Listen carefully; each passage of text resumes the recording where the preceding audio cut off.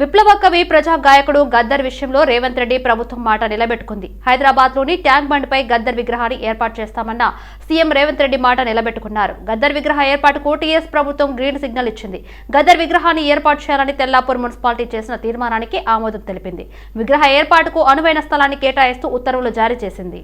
గద్దర్ మరణ వార్త తెలిసిన వెంటనే రేవంత్ రెడ్డి ఆసుపత్రికి చేరుకున్న సంగతి తెలిసిందే. ఆయన భౌతికాయాన్ని ఎల్బీ స్టేడియంకు తరలించడం దగ్గర నుంచి అంతిమయాత్ర వరకు ఆయన అన్నింటినీ ముందుండి నడిపించారు. గద్దర్ అంత్యక్రియలు అధికారిక లాంఛనాలతో జరిగినప్పటికీ దగ్గరుండి చూసుకున్నది రేవంతే. గత ఎన్నికల్లో కూడా గద్దర్ కుమార్తె వెన్నెలకు కాంగ్రెస్ పార్టీ టికెట్ ఇచ్చింది. అయితే ఆ ఎన్నికల్లో ఆమె ఓటమి పాలయ్యారు.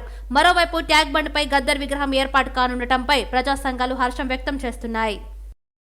రాష్ట్ర సచివాలయంలో డిప్యూటీ సీఎం బట్టి విక్రమార్క అధ్యక్షతన సమావేశం జరిగింది. 2024-25 ఆర్థిక సంవత్సరం వార్షిక బడ్జెట్ కోసం రాష్ట్ర సాగునీటి పారుదల శాఖ రూపొందించిన బడ్జెట్ ప్రతిపాదనలపై సమీక్ష నిర్వహించారు. డిప్యూటీ సీఎం మంత్రి ఉత్తమ్ కుమార్ రెడ్డి కలిసి సంబంధిత అధికారులతో సమావేశం జరిపారు. ఈ సమావేశానికి ఆర్థిక శాఖ ప్రత్యేక ప్రధాన కార్యదర్శి Ramakrishna Rao, Rahul Bojja, ENC Muralidhar Rao, finance joint secretary హరిత, deputy CM secretary Krishna Bhaskar తదితరులు హాజరయ్యారు. వికారాబాద్ లో ఏర్పాటు చేయనున్న రాడర్ స్టేషన్ కు గత ప్రభుత్వమే అనుమతి ఇచ్చిందని అటవీ పర్యావరణ శాఖ మంత్రి కొండా సురేఖ స్పష్టం చేశారు. బీఆర్ఎస్ నేతలు చేస్తున్న ఆరోపణలు అవాస్తవమని ఆమె తెలిపారు. రాడర్ స్టేషన్ కు రిజర్వ్ ఫారెస్ట్ భూములను గత ప్రభుత్వమే అప్పగించిందన్న మంత్రి తమ ప్రభుత్వంపై దుష్ప్రచారం చేస్తున్నారని మండిపడ్డారు. రాడర్ స్టేషన్ వల్ల పర్యావరణానికి ఎలాంటి నష్టం జరగదని సురేఖ తెలిపారు. అన్ని పరిశీలించిన తర్వాతే తమ ప్రభుత్వం తుది జీవో ఇచ్చిందని వివరించారు.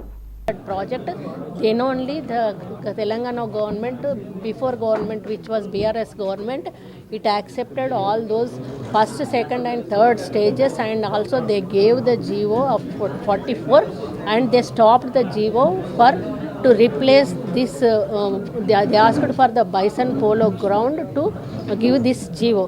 That is why they stopped to give that GO, and that GO we released now and we hand over the position hand over today, my government, our government. That is the issue, but no chance to do any hesitation for this, because it is clearly a good project. It develops the all the villages through around the project. The people will also be get some work on that project, and the health will be developed, hospitals will be developed, and schools will be developed, education will be given to the children. Like that, the around the villages will also be very happy with this project. No harmful with this project. I'm telling. KTR మైనార్టీలపై దొంగ ప్రేమ ఒలకపోస్తున్నారని షబ్బీర్ అలీ విమర్శించారు. అధికారంలో ఉన్నప్పుడు మైనార్టీలకు ఏమి చేశారని ప్రశ్నించారు. కాంగ్రెస్ మైనార్టీలకు అవకాశాలు ఇస్తుందని అన్నారు. ఇప్పటి వరకు వేసిన టీఎస్పీఎస్సీలో కావచ్చు, సుప్రీంకోర్టులో ఈజీగా మైనార్టీకి అవకాశం ఇచ్చిందన్నారు. రానున్న రోజుల్లో కూడా మైనార్టీలకు కాంగ్రెస్ పార్టీ అవకాశం ఇస్తుందని తెలిపారు. మొత్తం ఓడిపోయి except MIM all political party candidates అందరూ ఓడిపోయాయి. అయినా కాంగ్రెస్ పార్టీ తక్షణమే నేను ఓడిపోయినా కూడా నన్ను తెలంగాణ గవర్నమెంట్ అడ్వైజర్గా చేస్తూ నిన్ననే మీరు గవర్నమెంట్ పోర్టల్లో కూడా చూసినారు, క్యాబినెట్ ర్యాంక్ అనౌన్స్ చేయడం జరిగింది. కానీ నువ్వు 10 సంవత్సరాల్లో మొత్తం అన్యాయం చేసినారు మైనార్టీస్కి. ఉర్దూ లైబ్రరీస్ బంద్ అయిపోయినాయి, ఉర్దూ కంప్యూటర్ సెంటర్స్ బంద్ అయిపోయినాయి, స్కూల్స్ బంద్ అయిపోయినాయి, కాలేజెస్ బంద్ అయిపోయినాయి. మేము వచ్చి 2 నెలలు కూడా 60 రోజులు కూడా కాలే రాగానే గవర్నమెంట్ జీపీస్లో అడ్వకేట్ జనరల్ తర్వాత అడిషనల్ అడ్వకేట్ జనరల్ ఉంటుంది.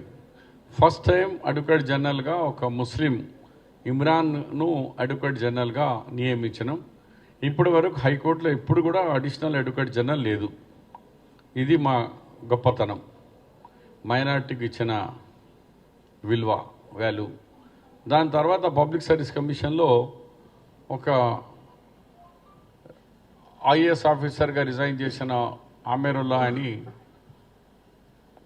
ఐఎస్బి కాలేజ్లో ఆయన ప్రొఫెసర్గా ఉన్నారు. అలాంటి గొప్ప చదువుకున్న వ్యక్తిని, అనుభవం ఉన్న వ్యక్తికి అక్కడ పబ్లిక్ సర్వీస్ కమిషన్ మెంబర్గా అపాయింట్ చేసినాం. ఇప్పుడు రేపు హైకోర్టు జీపీస్ రాబోతున్నారు. ఏది వచ్చినా అన్నిట్లో మ్యాక్సిమం మైనారిటీ ముస్లిం షేర్ కంపల్సరీ ఉంటుంది. రేవంత్ నాయకత్వంలో ప్రభుత్వం ఏర్పడటంతో ప్రజలు ఆనందంగా ఉన్నారని మాజీ మంత్రి మోత్కుపల్లి నరసింహులు అన్నారు. కేసీఆర్ నియంత్రణ పాలన అంతమొందించిన కాంగ్రెస్ పార్టీకి ప్రజల తరపున ధన్యవాదాలు తెలిపారు. కేసీఆర్ ని ఓడించడం కోసం ఎంతో మంది నాయకులు ప్రయత్నించారని, రేవంత్ చాలా ఈజీగా కేసీఆర్ ని దించేశారని విమర్శించారు. ప్రజలు చాలా ఆనందంగా ఉన్నారు.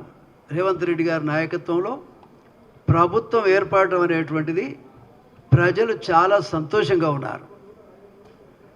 ఏదేమైనా కేసీఆర్ యొక్క నియంతృత్వ పోకడ, స్వార్థం, అదేవిధంగా నియంత పాలనను అంతమొందించినటువంటి రేవంత్ రెడ్డి గారికి, అదేవిధంగా కాంగ్రెస్ పార్టీలో ఉన్నటువంటి పెద్దలందరికీ కూడా మరొకసారి మరి ధన్యవాదాలు చెప్పాల్సినటువంటి అవసరం ఉంది. పోరాట పట్టిమ ఎంత పెద్ద దుర్మార్గులనైనా ఓడించగలుగుతుందని చెప్పడానికి రేవంత్ రెడ్డి గారి నాయకత్వమే నిదర్శనమని కూడా ఈ సందర్భంగా తెలియజేస్తా ఉన్నా. వాస్తవంగా చెప్పాలంటే రేవంత్ రెడ్డి గారు మరి ఏదో కేసీఆర్ గారు పెద్ద నాయకుడు, ఆయనను కొట్టడం ఎలా అని చాలామంది అనుకున్నారు. కానీ అతన్ని కొట్టడమే ఈజీ అని అసలు ముందుకు సాగి ఎన్ని అవంతరాలు ఎదురైనా పోరాటం చేసి ఒక నియంత్రణను గద్దెదించినటువంటి పరిస్థితిని మనం ఇవాళ గమనించగలుగుతున్నాం, చూడగలుగుతున్నాం. చాలా సంతోషం. ప్రజలు ఇవాళ ఎంతో ఆనందంగా ఉన్నారు. కుటుంబ పాలన అంతమొందించినటువంటి ప్రజలకు మరొకసారి ధన్యవాదాలు చెప్పాల్సినటువంటి అవసరం ఉంది. స్టాఫ్ నర్సులకు నియామక పత్రాలు అందించే కాంగ్రెస్ ప్రభుత్వ కార్యక్రమం వంట అయ్యాక గరిటె తిప్పినట్లుగా ఉందని ఎమ్మెల్యే హరీష్ రావు అన్నారు. ఉద్యోగ భర్తీ ప్రక్రియను బీఆర్ఎస్ ప్రభుత్వం పూర్తి చేస్తే తమ ప్రభుత్వ ఘనతగా నియామక పత్రాల జారీ పేరిట కాంగ్రెస్ ప్రభుత్వం హడావుడి చేస్తుండటం దౌర్భాగ్యమన్నారు.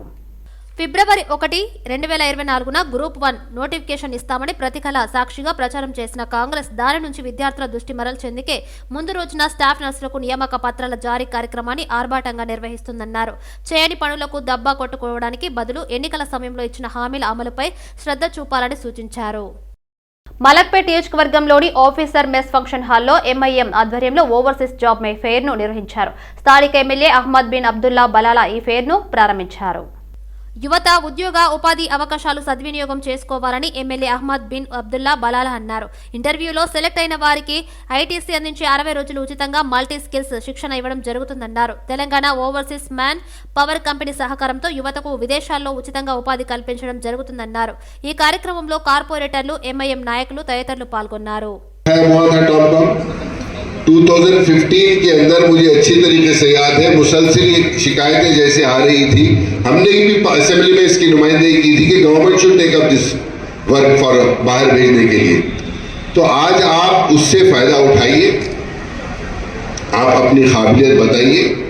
ऐसा मत समझिए अगर आप जब तक मेहनत और जुस्तजू नहीं करेंगे तो जिंदगी में कोई कुछ नहीं कर सकता. आपको मेहनत करना पड़ेगा, कुर्बानी देनी पड़ेगी, जब भी आप आगे बढ़ सकते हैं. तो ज़रूरी है कि आज नर्सिंग के आप कई लोग ऐसे हैं कि डिग्रीज हाथ में ले रहे हैं लेकिन उनके पास नौकरी नहीं है. ग्रेजुएशन कंप्लीट कर लिए, मास्टर्स कंप्लीट कर लिए, नौकरी नहीं है. मैं हमारे नौजवानों से कहूँगा कि अगर बाहर जाकर भी अगर पढ़िए, आप बिल्कुल पढ़िए, साथ ही साथ कोई हुनर में स्किल्स भी हासिल करिए. जैसे इलेक्ट्रिशियन के बहुत सारे जॉब्स हैं, कारपेंटर के बहुत सारे जॉब्स हैं, एसी टेक्नीशियंस के बहुत सारे जॉब हैं. तो ये NAC के जरिए हम ये तमाम ट्रेनिंग्स भी दे रहे हैं और हम यहाँ पर मलकपेट के अंदर भी ఆర్ఎంపీ పీఎంపీలకు విధి విధానాలు ప్రకటించి గ్రామాల్లో వైద్యం చేసేందుకు గుర్తింపు సర్టిఫికెట్ జారీ చేయాలన్న విషయాన్ని ప్రభుత్వం దృష్టికి తీసుకెళ్తానని ఎమ్మెల్సీ ప్రొఫెసర్ కోదండరాం తెలిపారు. Private medical practitioners association diary క్యాలెండర్ను సోమాజిగూడ ప్రెస్ క్లబ్లో ఆయన ఆవిష్కరించారు. గ్రామీణ ప్రజలకు వైద్యం అందించడంలో ఎంపీల పాత్ర కీలకమని కోదండరాం అన్నారు. గత ప్రభుత్వం హయాంలో వీరి సేవలను పట్టించుకోకపోవడం విచారకరమన్నారు. గతంలో చాలా మందికి శిక్షణ ఇచ్చి సర్టిఫికేట్లు ప్రదానం చేయలేదని పులగ మోహన్ అన్నారు. నూతన ప్రభుత్వం తమను గుర్తించి వైద్య సేవలు అందించేందుకు అవకాశం కల్పించాలని ఆయన కోరారు.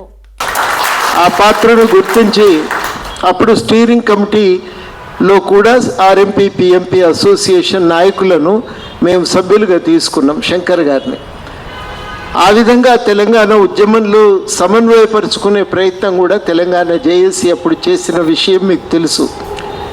అప్పటి నుంచి నాకు తెలిసి తెలంగాణ ఆర్ఎంపీ పిఎంపీలు పెడుతున్న డిమాండ్ ఒక్కటే, ఏంటంటే మాకు గుర్తింపు ఇవ్వండి, వేధింపులను ఆపండి. ముఖ్యంగా హైదరాబాద్ చుట్టుపక్కల వేధింపులు అయితే మరీ తీవ్రంగా ఉన్నాయి.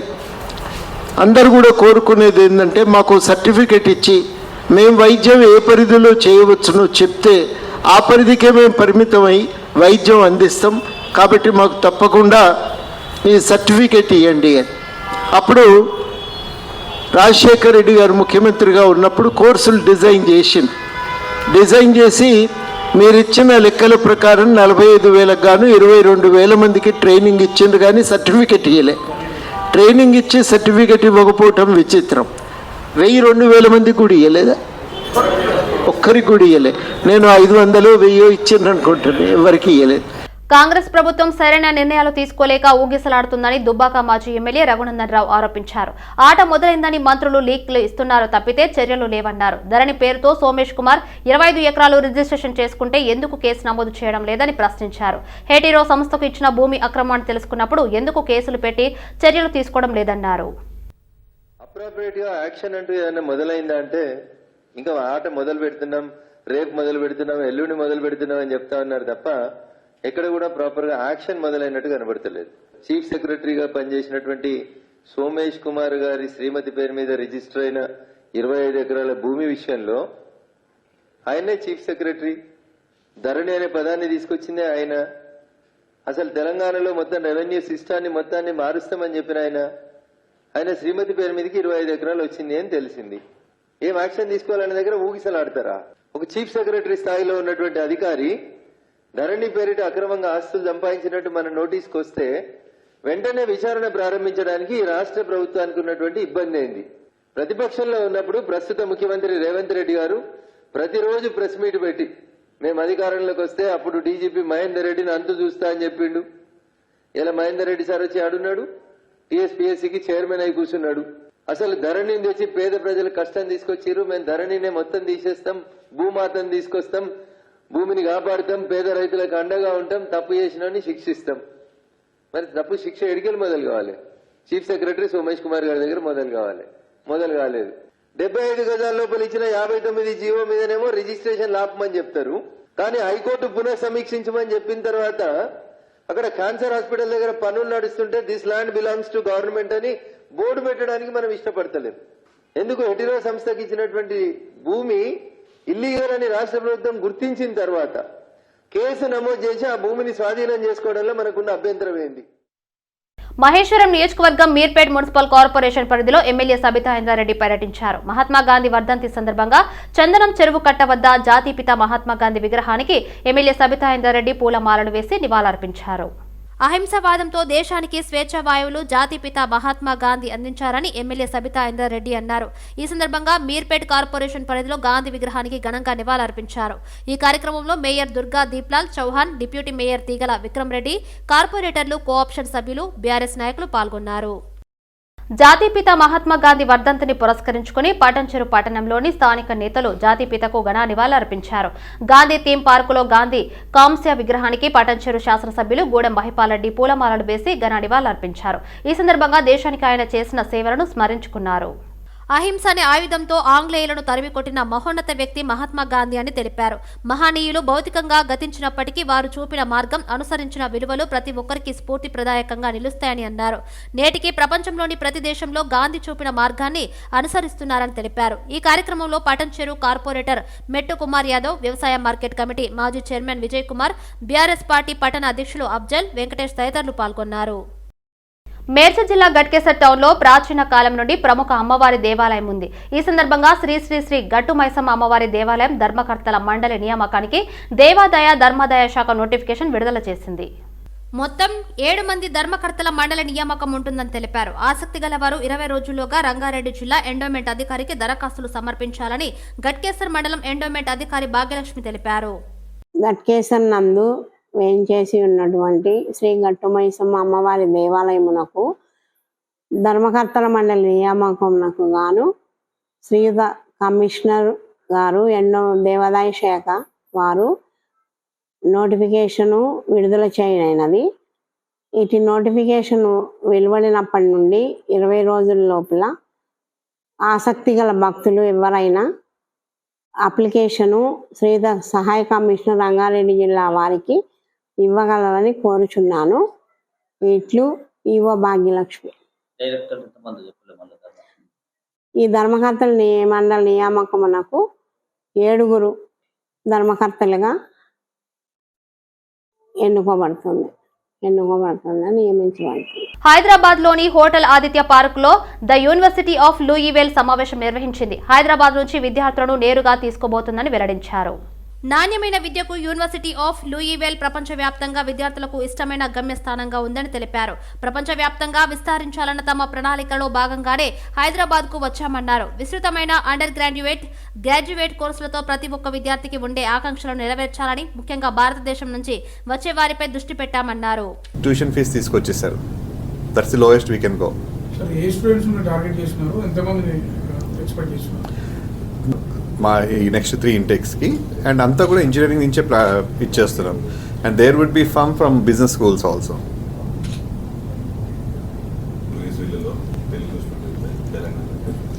యాక్చువల్గా నేను అక్కడి నుంచే I been there for 10 years in లూయివిల్, కెంటకీ. నాకు తెలిసి దగ్గర 200 is also a place for large Indian population, very large Indian population. University hub అక్కడే స్టార్ట్ అయింది. యాక్చువల్గా లూయివిల్, కెంటకీలోనే స్టార్ట్ అయింది. And I to move to Michigan.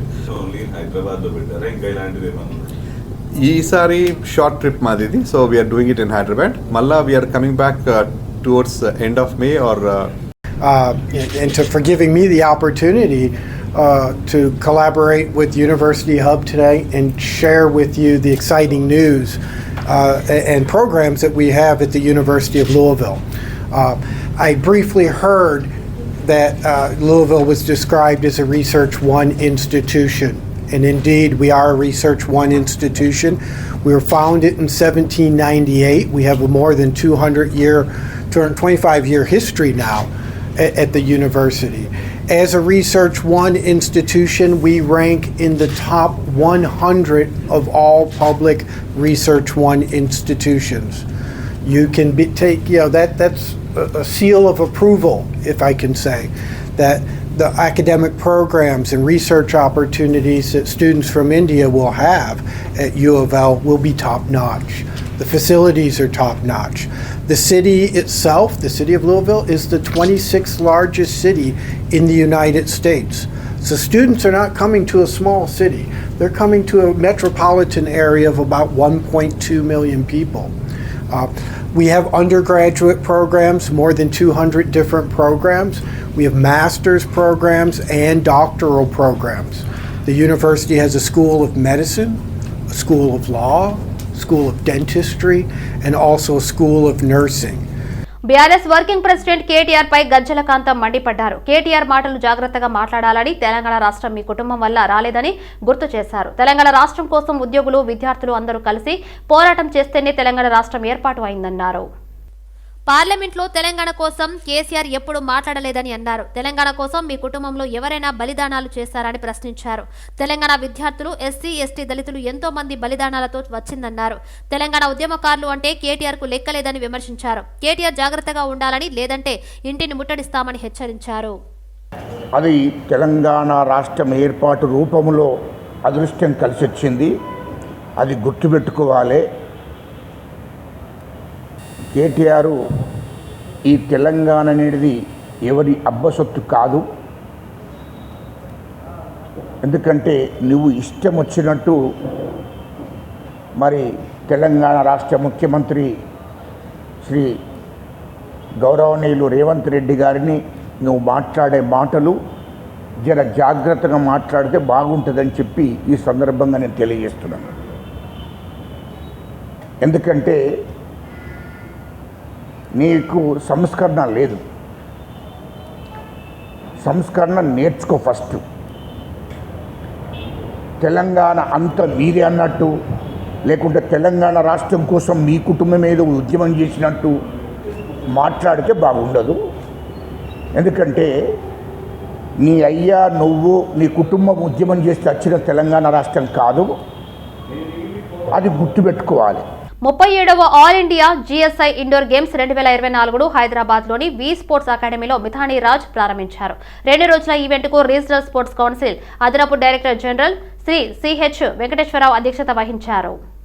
వివిధ కార్యాలయాల నుండి 150 మందికి పైగా జిఎస్ఐ ఇండోర్ గేమ్స్ లో పాల్గొనడానికి వచ్చారు. ఇండోర్ గేమ్స్ 2024లో carroms, badminton, table tennis, chess, bridge వంటి 5 విభాగాల్లో పోటీలు నిర్వహిస్తున్నారు. ఆరోగ్యంగా, ఫిట్ గా, చురుగ్గా ఉండేందుకు క్రీడల ప్రాముఖ్యతను మిథాలీ రాజ్ చెప్పారు. జీవితంలో విజయానికి అవసరమైన విలువైన క్రమశిక్షణ, అంకిత భావం, నిబద్ధత గల జీవితాన్ని పెంపొందించడానికి కూడా క్రీడలు సహాయపడతాయని ఆమె తెలిపారు. హైదరాబాద్ లో బాలుడి కిడ్నాప్ కేసును ఛేదించారు పోలీసులు. బాలుడి కిడ్నాప్ కేసులో దంపతులను అరెస్ట్ చేశారు. జనవరి 23న పేట్లు బుర్జు ఆసుపత్రిలో 6 ఏళ్ల బాలుడు కిడ్నాప్ అయ్యాడు. అయితే బాలుడి తల్లిదండ్రులు జనవరి 24న పోలీసులకు ఫిర్యాదు చేశారు. 4 బృందాలుగా ఏర్పడిన పోలీసులు సీసీ కెమెరాల ఆధారంగా కేసు ఛేదించారు. పెద్ద అంబర్పేటలో తలదాచుకున్న నిందితులు వెంకన్న, కవిత దంపతులను అరెస్ట్ చేసి బాలుడిని తల్లిదండ్రులకు అప్పగించామని south zone DCP Sai Chaitanya తెలిపారు. ఈ కేసుకు సంబంధించి మరో 2 నిందితులు నాగరాజు, కలమ్మ పరారీలో ఉన్నారని పేర్కొన్నారు. నిందితులు వెంకన్న, కవితలకు 3 ఆడపిల్లలు, వీరికి మగ సంతానం లేదు. దీంతో ఇదే విషయం వెంకన్న స్నేహితుడు కిడ్నాపర్ నాగరాజుకు తెలిపాడు. వెంకన్నతో కిడ్నాపర్ నాగరాజు ₹1,00,000 డీల్ కుదుర్చుకున్నాడు. ఒక 6 ఏళ్ల బాబు, చిన్న బాబుని కిడ్నాప్ అయిన కేసు పట్టుకోవడం జరిగింది. ఈ కేసులో అక్యూజ్డ్ ఎవరైతే ఉన్నారో ఉర్సు వెంకన్న, ఉర్సు కవిత, హాలియా గ్రామ వాస్తవ్యులు వీళ్ళు పట్టుకోవడం జరిగింది. అట్లానే బాబు ఎవరైతే ముత్తయ్యారో శివకుమార్ అని 6 ఏళ్ల బాబు అతను కూడా వాళ్ళ ఫ్యామిలీకి అందివ్వడం జరిగింది. ఈ వివరాల్లోకి వెళ్తే మాకు కేసు 24వ తారీఖు అర్ధరాత్రి మాకు కంప్లైంట్ వచ్చింది. గీత అనే పిల్లవాడి తల్లి కంప్లైంట్ ఇచ్చింది. ఇట్లా మా బాబు 6 ఏళ్ల బాబు తప్పిపోయాడని. బాబు మధ్యాహ్నం 4ంటికి ఆడుకుంటూ బయటికి వెళ్ళాడు, తర్వాత మళ్ళీ తిరిగి రాలేదని కంప్లైంట్ ఇచ్చారు. సో దాని మీద 4 టీమ్స్ ఫామ్ చేసి మొత్తం CCTV footages, call data analysis, తర్వాత మిగతా టవర్ డంప్ అనాలిసిస్ అన్ని చేసి టెక్నికల్ ఇన్ఫర్మేషన్ ద్వారా అక్యూజ్ని ఐడెంటిఫై చేసి వాళ్ళు ఉండే ఏరియా దాకా సీసీ ఫుటేజ్ చెక్ చేయడం జరిగింది. వాళ్ళు పెద్దంబర్పేట ఏరియాలో ఉంటున్నట్టు ఇన్ఫర్మేషన్ కన్ఫర్మ్ చేసిన తర్వాత మొత్తం ఏరియాని టీమ్స్ తో 4 డిఫరెంట్ టీమ్స్ తో అంతా ఏరియా మొత్తం డిలీట్ పడితే ఇవాళ మార్నింగ్ 9 o'clock వాళ్ళ హయత్ నగర్ బస్ స్టాండ్ దగ్గర ఈ అక్యూజ్డ్ ఇద్దరు వెంకన్న మరియు కవిత బాబుని తీసుకు వెళ్తున్నారనే విషయం తెలిసింది. అక్కడ పట్టుకోవడం, వాళ్ళని అక్కడే ఇంటర్సెప్ట్ చేసి వాళ్ళు పట్టుకొని వాళ్ళని అరెస్ట్ చేయడం జరిగింది. అయితే వీళ్ళ యొక్క క్వశ్చనింగ్ లో మాకు తెలిసిన విషయం ఏంటంటే అక్యూజ్డ్ ఇద్దరు ఎవరైతే పట్టుకున్నామో వెంకన్న మరియు కవిత, వీళ్ళకి పిల్లలు లేరు. 3 ఆడపిల్లలు ఉన్నారు, మగపిల్లలు లేరు, 3 ఆడపిల్లలు ఉన్నారు. బషీర్బాగ్, ఫుల్బాగ్, చబాన్ న్యూ సెయింట్ మేరీ హై స్కూల్లో నాయక్ బుడోకాన్ కరాటీ అకాడమీ ఆధ్వర్యంలో బ్లాక్ బెల్టుల ప్రధానోత్సవం జరిగింది. ఈ కార్యక్రమానికి బుడోకాన్ కరాటీ అంతర్జాతీయ గ్రాండ్ మాస్టర్ హనుమంతరావు, సినీ నటుడు సుమన్ ముఖ్య అతిథులుగా పాల్గొన్నారు. ఈ సందర్భంగా 3-4 ఏళ్ల పాటు కరాటేలో శిక్షణ పూర్తి చేసుకోవడంతో పాటు అత్యుత్తమ ప్రతిభ కనబరిచిన 50 మంది విద్యార్థులకు బ్లాక్ బెల్టులు, సర్టిఫికేట్లను అందజేశారు. ఈ సందర్భంగా సుమన్ మాట్లాడారు. ప్రస్తుత పరిస్థితుల్లో చిన్నారులు కరాటే నేర్చుకోవాల్సిన అవసరం ఎంతైనా ఉందని ఆయన అన్నారు. ఆత్మరక్షణకు కరాటే దోహద చేస్తుందని సినీ నటుడు సుమన్ తెలిపారు.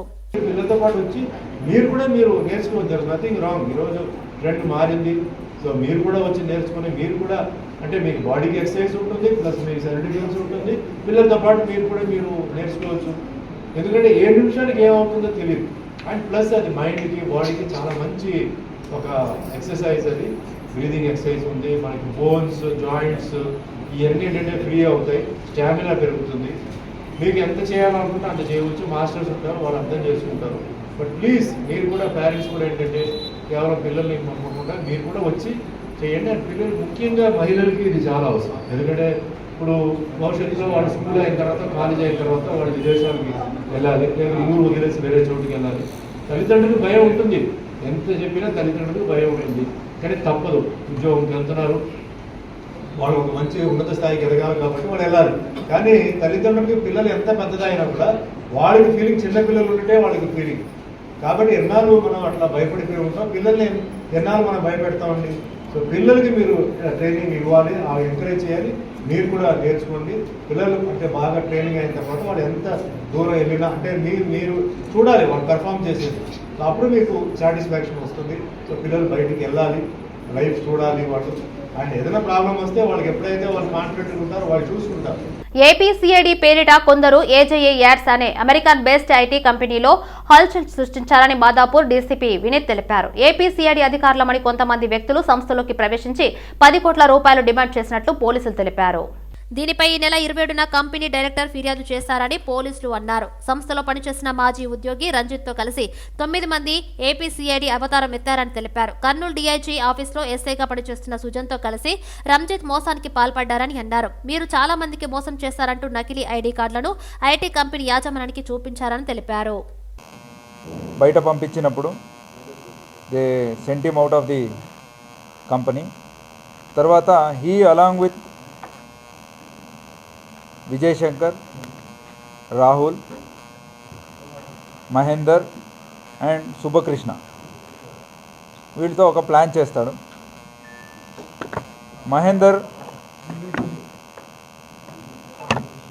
మహేందర్ అనే ఒక అడ్వకేట్, ఇతను అతనికి తెలిసిన ఒక ఎస్ఐ సుజన్ అని ఆంధ్రప్రదేశ్, వాళ్ళతో మాట్లాడి they will hatch a plan, ఒక ప్లాన్ హ్యాచ్ చేస్తారు.